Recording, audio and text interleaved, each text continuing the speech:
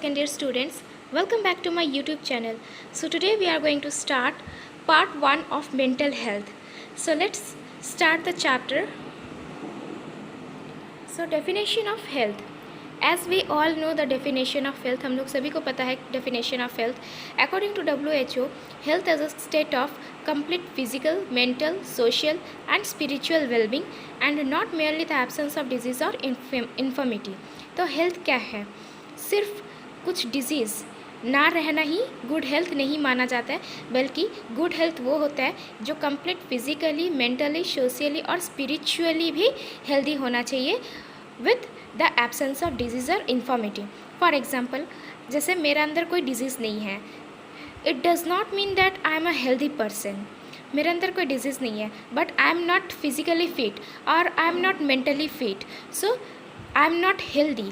Okay, मेरे अंदर कोई डिजीज़ नहीं है, साथ ही साथ मैं फिज़िकली, मेंटली, सोशली और स्पिरिचुअली भी हेल्दी हूँ, तो it's a complete definition of health.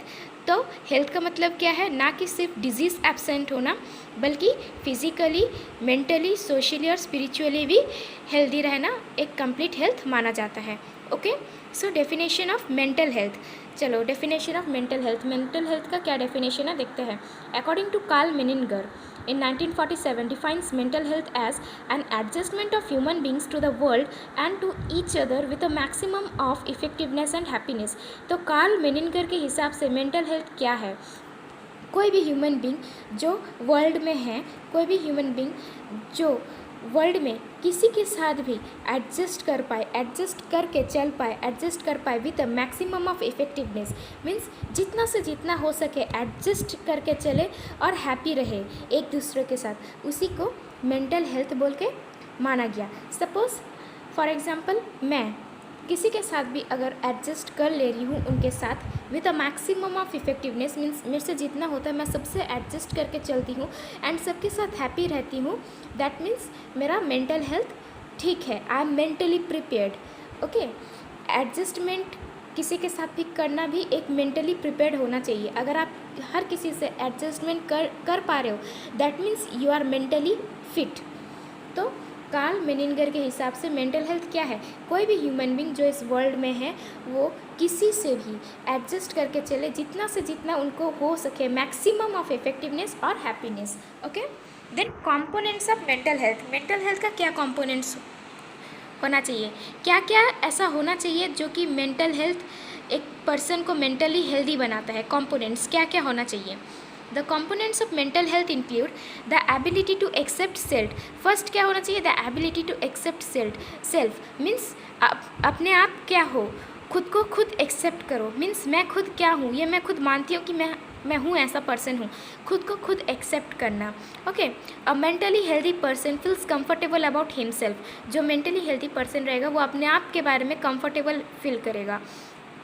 In other word, he has self respect. दूसरा तरफ से देखा जाए तो, दूसरा वर्ड में अगर कहा जाए तो सेल्फ रेस्पेक्ट बोला जाता है.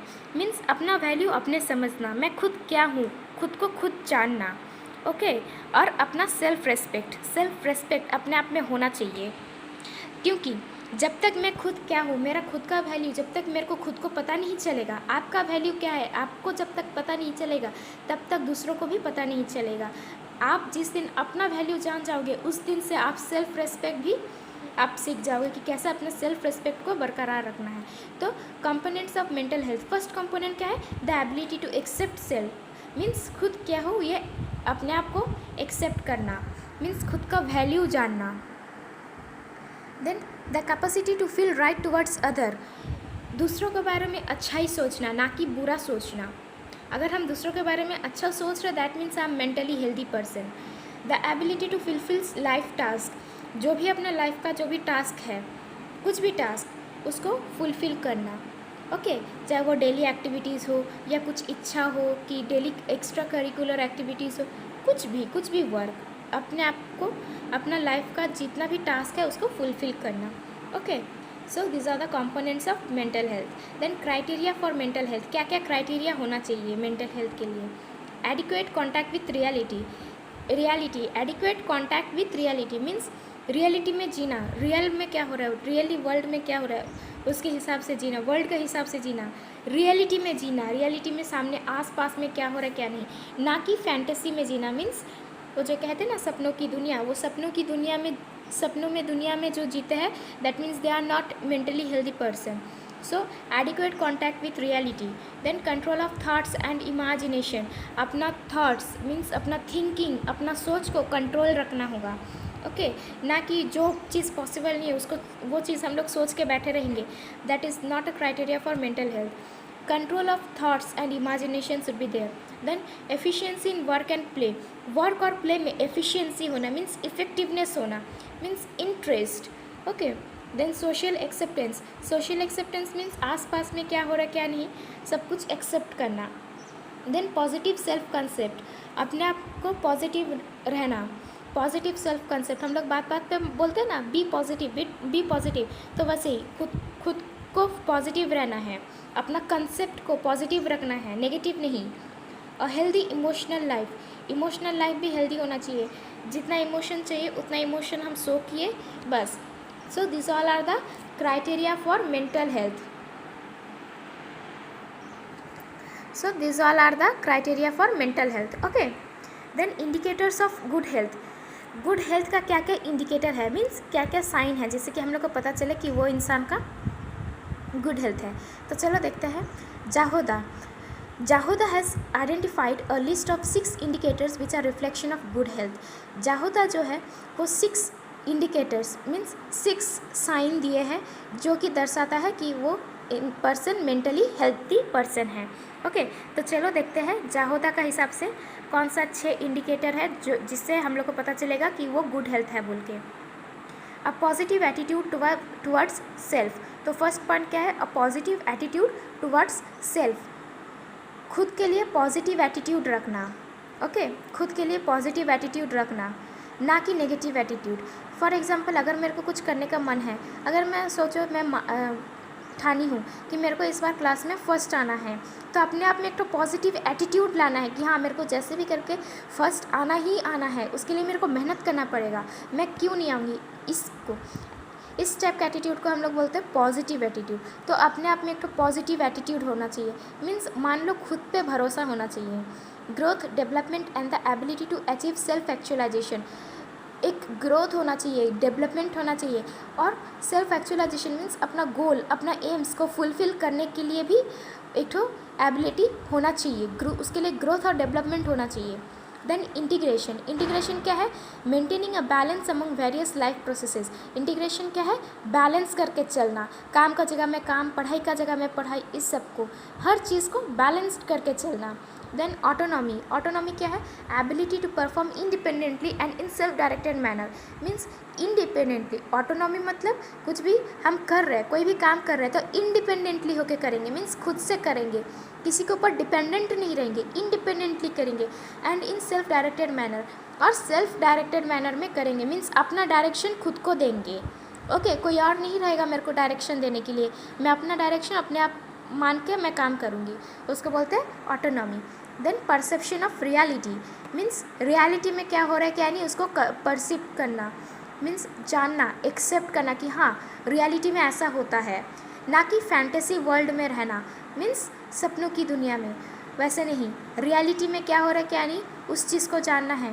Then environmental mastery, environmental mastery क्या है, it indicates that individual has achieved a satisfactory role within the group, society और एनवायरनमेंट, मीन्स एनवायरनमेंट में या सोसाइटी में या ग्रुप में हम जिसके भी पास है जो भी मेरा रोल है वो सेटिस्फैक्ट्री रोल जैसे हम प्ले कर पाए।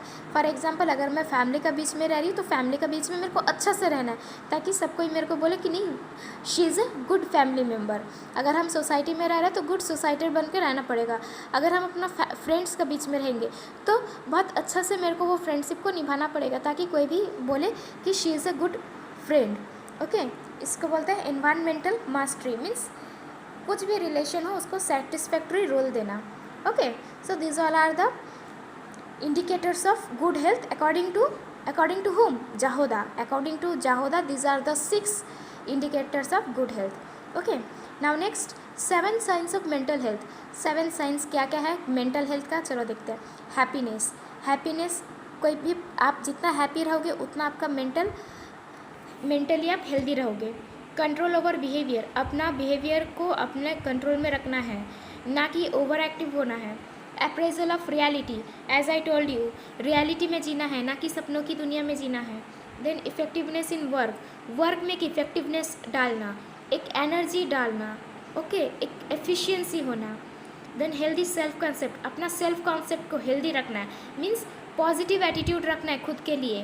देन सेटिस्फाइंग रिलेशनशिप, जितना भी रिलेशनशिप है मेरा सबको सेटिस्फाइड करना है, किसी के साथ भी रिलेशनशिप में हो उसको अच्छे से निभाना है, okay, satisfying relationship. Effective coping strategy, effective coping strategies means एक दूसरे को हेल्प करना, कोप अप करना, ओके, एक दूसरे को मदद करना।